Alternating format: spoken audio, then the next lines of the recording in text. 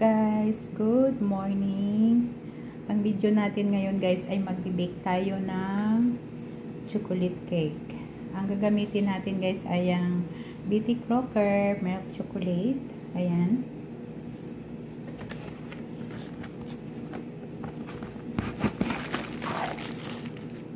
So ito guys ang powder natin.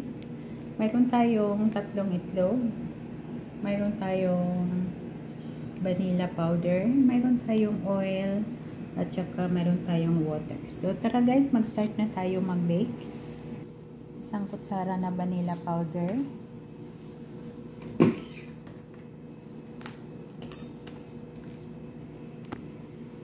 Then 1/3 na oil, at saka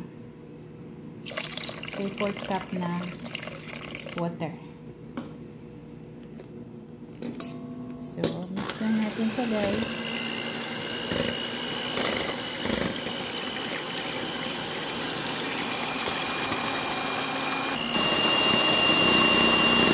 Ito yung mixer natin guys.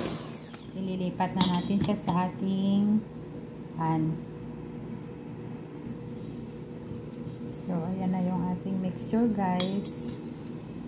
Dito tayo, maglagay muna tayo ng oil.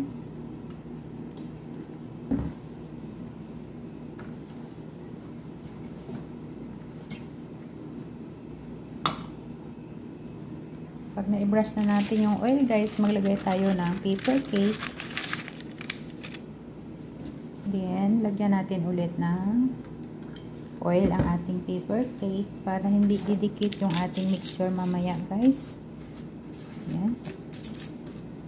So, pag prepare na guys ang ating tray, lagay na natin yung ating mixture. So, nailagay na natin yung ating mixture guys sa oven. Sasarado na natin. After 35 minutes, ilalabas na natin siya sa oven at ating palamigin. Ito yung ating Oreo cream. Mayroon tayong 3 Oreo, 2 Nestle cream, 2 Galaxy, at saka 2 Dream Whip. Yan yung ating Oreo cream.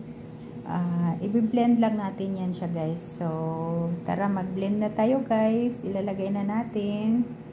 So, ayan na. Ilagay na natin yung ating Oreo sa blender. Sunod natin itong ating Galaxy. Ayan. Then, yung ating Dream Whip, ilagay na din natin dito sa ating blender. Ayun na. Ilagay na natin yung ating Dream Whip. Ilalagay na din natin yung ating 2 lata na Nestle cream.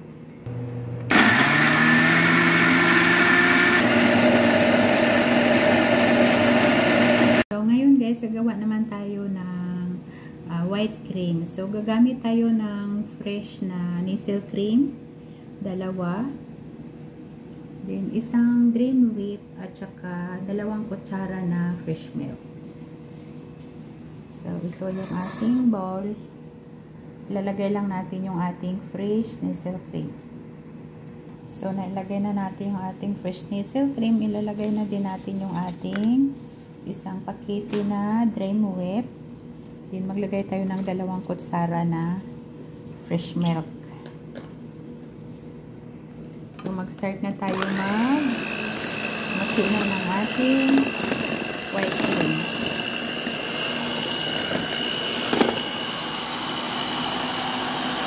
So, tapos na tayo nagawa ng ating white sauce. Yung pang-toppings natin guys na cream. Patayin na natin yung ating mixer.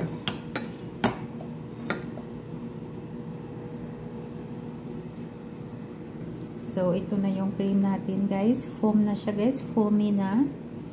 So, tatakpan lang natin siya. At ilagay natin sa ref. So, ito na yung ating brown cake guys. Palamigin lang natin. At bago natin siya i-durugin. So, i-crack lang natin yan siya guys. So, ayan, hinati ko na sa gitna.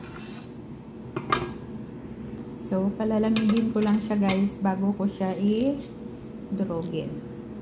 So, habang nagpapalamig tayo ng ating cake, mag-crush tayo ng ating galaxy at saka flakes. So, ito yung ating chocolate flakes guys at saka dalawang galaxy. Gagamitan lang natin ng kidkiran para i-crush natin yung ating chocolate. So, ito na yung galaxy natin guys. Dudurugin naman natin itong ating flakes. So, ayan. Ito yung ating flakes. Ito yung ating galaxy. Mayroon tayong tray. Dito natin ilalagay yung ating chocolate cake with Oreo. Ayan. Dudurugin lang natin yan siya guys. Lahat itong kalahati dudurugin natin guys. So, ayan na guys. Na-crush na natin. Nadurog na natin yung ating chocolate cake. Ililipat na natin siya dito.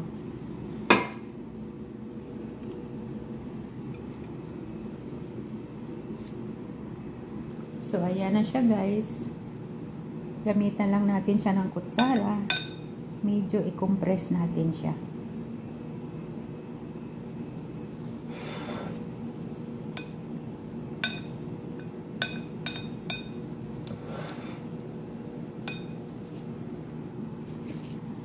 So guys, ito yung Oreo cream natin. Natapos na natin siya i-compress yung ating cake. Ipapatong natin sa taas. Ikalat lang natin yan sa taas ng ating cake.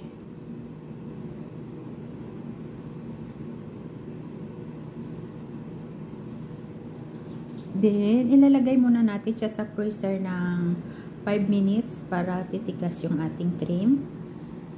Yan, lagay natin sa freezer. So guys, nilabas na natin sa freezer. Then, ipapatong naman natin itong ating white sauce. Yan. Yung ating crema. So, ayan guys. Ibabalik natin siya sa freezer ulit ng 5 minutes. After 5 minutes, budburan na natin siya ng ating i-crush na galaxy at saka yung flakes.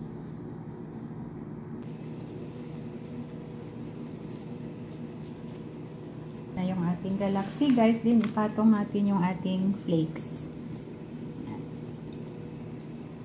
So, finish na guys. Ilalagay lang natin siya sa ref.